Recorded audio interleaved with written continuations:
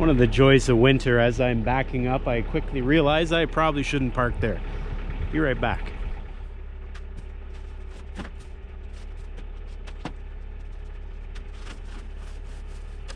Hey folks, welcome back. Out here in the Red Pine Forest at my sawmill. Going to do a little bit of sawing today, and well, as you saw as I was getting started there, we had a little bit of a mishap or near mishap. That is very common this time of year. We're well into winter. And the truth is, around here in central Ontario, Canada, we get so much snow, everything is just more challenging. At this time in the winter, sometimes I just think about packing up and heading south. Have a look around. Everything's covered in snow. Everything that you plan to do the next day gets covered in snow. So then you got to clear the snow, find what you were trying to do, and pick up where you left off. Stuff's more brittle. Plastic, especially when it's cold out, you got to warm up every engine on every piece of equipment you have. Your tires are slipping and sliding. You can't get anywhere without opening up a trail. Like, have a look. I just cleared this yesterday. We got more snow overnight. Look over here. I don't think I'm driving through there with any type of machine anytime soon. That snow in there is like 2.5 feet deep. As I was saying, it's very, very challenging to operate in the wintertime. And so when things look like they're sort of left to the side, it's not necessarily because I intended that to happen. It's just because the winter just is relentless. It just keeps hitting home, and well, it makes things a little bit more difficult. Anyways, that's my little rant to start off here. I wouldn't have it any other way. Maybe some days when I'm freezing cold out here and I'm dreaming of the sunny south, but most of the time I wouldn't rather have it any other way. That is, of course, if I go up to the sawmill and the sawdust is froze solid on the rails, which it probably will be, and if I look at the logs and notice that the logs are froze to the trailer, which it very well could be, then maybe I would think about heading south. Anyways, here we are. The snow has blown in. It is now slippery up here. I'd like to just get up here and saw some wood, I tell you. That's not the reality, and many of you can relate to this. You know exactly what it's like. This is good though. Many of you have a winter climate like I do, and you don't have a shelter like this. Then it becomes even harder. I've seen many people where they just pack it in for the winter in terms of sawing and log work, and well, they pick up in the spring. Then the bugs come back and the mud comes back. So I don't know when you can win. Maybe the spring and fall, or summer and fall. I don't know. Anyways, here we are. Let's just hope she's going to fire up. I'm sure it will. Although the battery, that's the only thing that with this cold temperatures, it doesn't necessarily hold a charge for forever. And so I haven't been out here in a few days anyway, so we'll see what happens. Let's see where we left off. I already turned the fuel on, chokes on.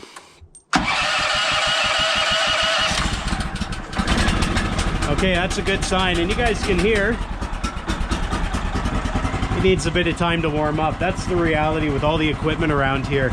My tractor included. Anytime before I even think about turning on the camera, I'm out here clearing snow and warming up equipment. If you don't warm up your equipment in the wintertime, it doesn't last too long. And well, the other thing about wintertime, the maintenance on stuff. Just trying to keep the ice from freezing to everything is a pain.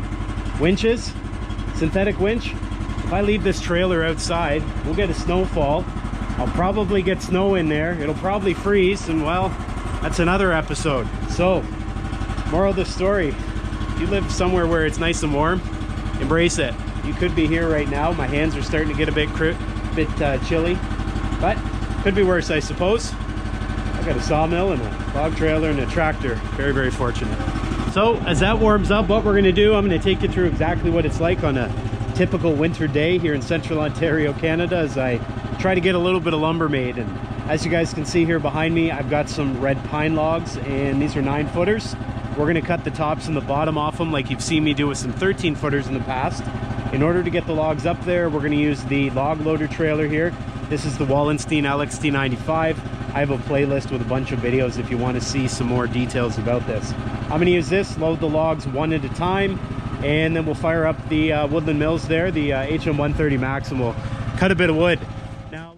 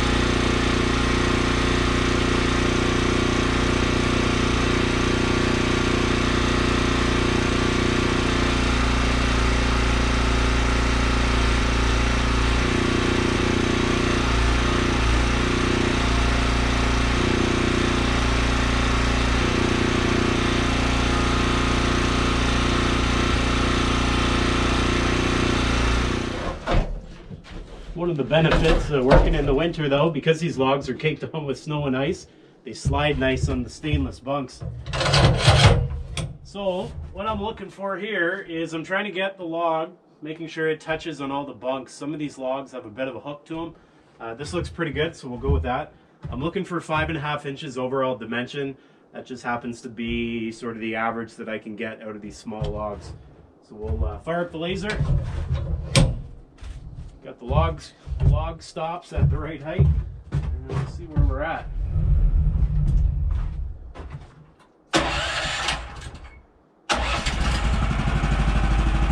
So basically what I'm using the laser for at this point is I'm trying to set the first cut as high as possible on that log so that when I flip it over, I can easily get my 5.5 inches.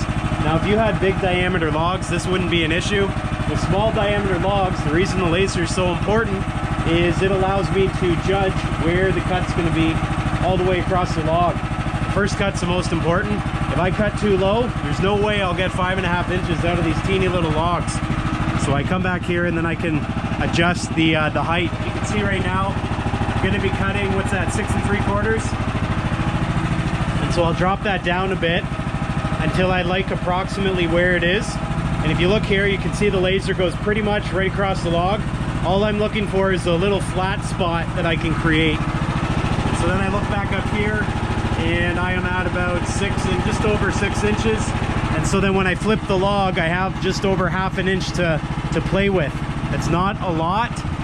And so what I'll do, I'll raise the cutter head just a little bit again until I'm confident that when I flip the log, I'll be able to get a 5.5 inch piece. I think that's the ticket right there, so we'll give that a go.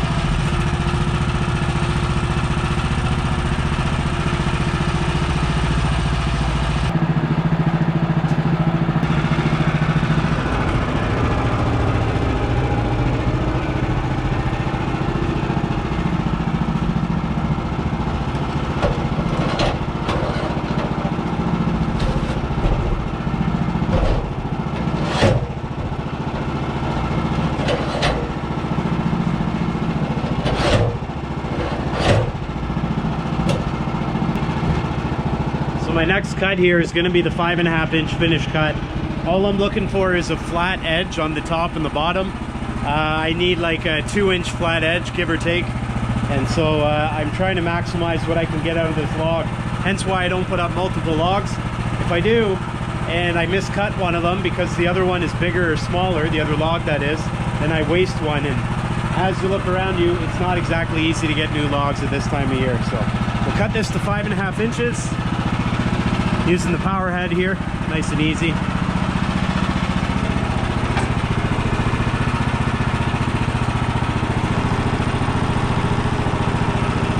right, there's 5.5 inches, and if you're looking to get one of these new level indicators, I'll put the link in the description. Woodland Mills just offered those up for free as a replacement. Quite nice, especially if you're down low looking up at it as I am on the trailer. So there we are there. And I set the laser. You guys can see where that cut's gonna be.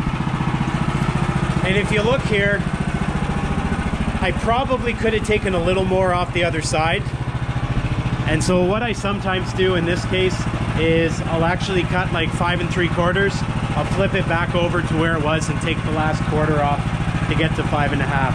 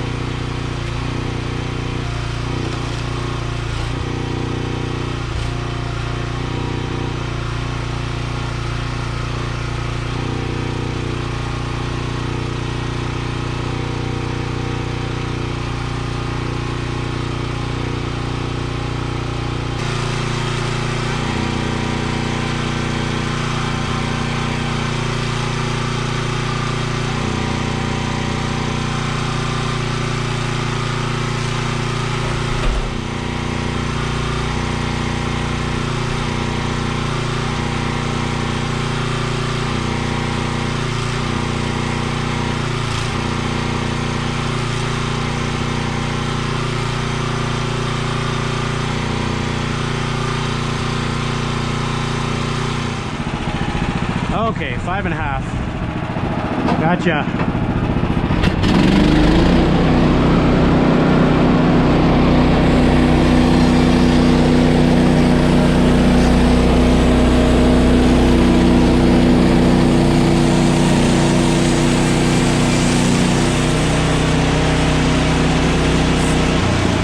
Not good. Oh well, good enough.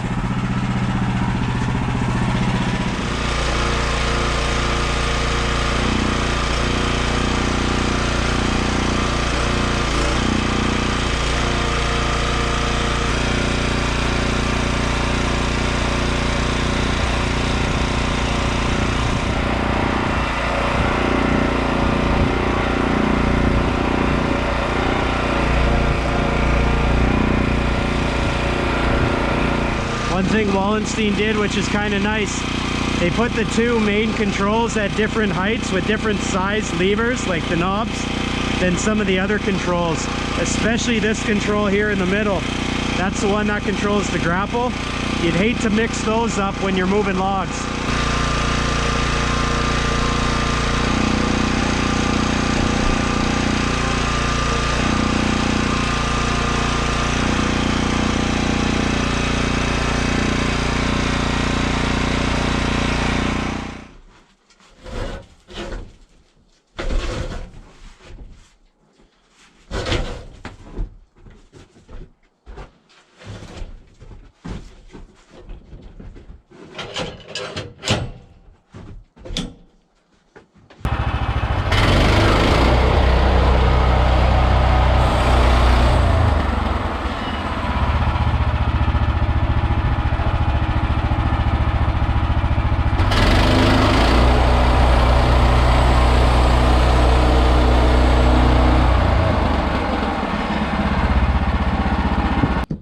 I just want to stop for a minute. This is real important, and if you're new to sawing, you may not know to look for this.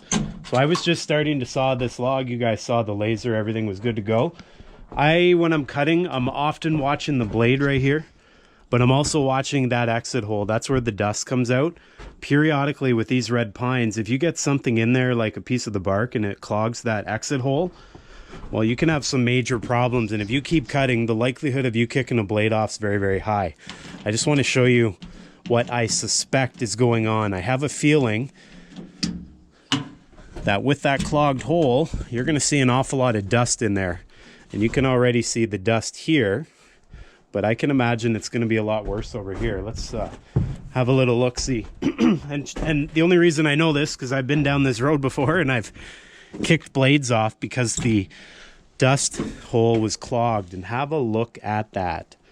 All right, this has been clogged more than these logs. So what happened was, on the last log, I probably wasn't watching as closely as I should have, and because this chute here was clogged, you end up with this.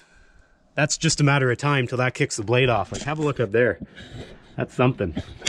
All right, so get in there, obviously put a glove on, but get in there and clean that out. I am very lucky in this case that didn't kick a blade off.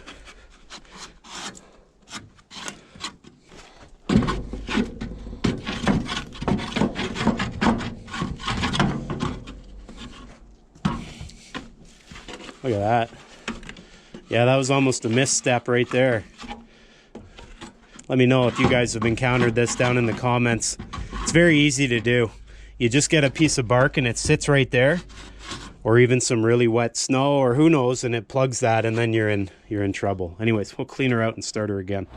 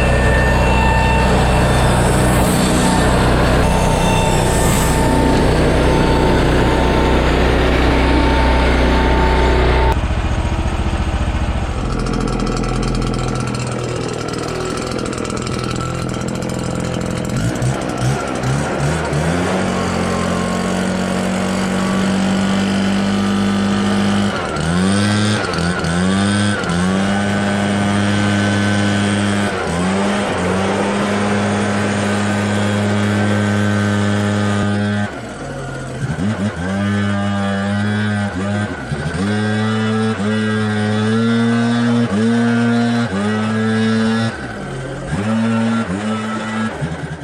despite the fact that I woke up this morning, looked outside, saw the snow, and thought to myself, gee, it'd be nice to head south, get rid of the winter, get rid of central Ontario, Canada, head to the beach, get rid of the equipment, get rid of the snow, the cold, the wind, and everything else that goes along with it. I cut a little bit of wood with the sawmill. I moved a few logs. I'm feeling quite a bit better. I love doing this stuff, as you guys are probably aware. I don't exactly like everything that goes along with winter, but you got to take the good with the bad, and sometimes the good outweighs the bad. So I'm here to stay. I'm here to continue cutting, and I hope you guys continue to join me on that adventure. That's it for me here today. If you have any questions about any of my setup here, feel free to put it down below in the comments. As always, if you guys like this video, please give her the old like-a-roo. Check out some of the older videos. I think I'm approaching 600 videos in all, so be sure to check out some of them. I've done a lot of things over the years, and I'd be happy to share it with you. You guys all take care. Be well. I'll see you next time.